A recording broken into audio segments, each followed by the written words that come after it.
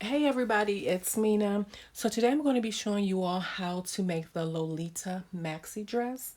First thing I want to do is I want to go over everything that you're going to need to complete this project. Now, the first thing that you should get is 4 to 4.5 yards of fabric cut from a 45-inch or larger width of fabric.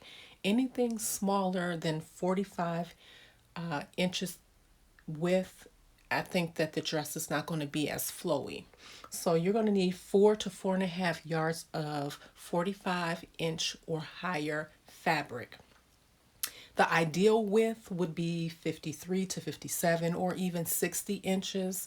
That's the ideal width. So 4 to 4.5 yards of fabric cut from a 45-inch or larger bolt of fabric.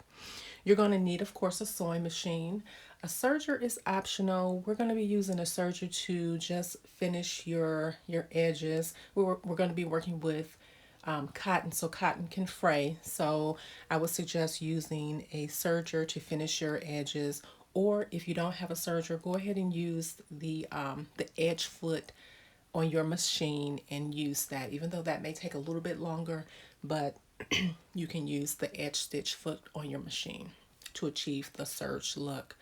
All right, so you're going to need a ruler, you're going to need scissors, you're going to need lots and lots and lots of fabric pins because we're going to be doing a lot of pinning.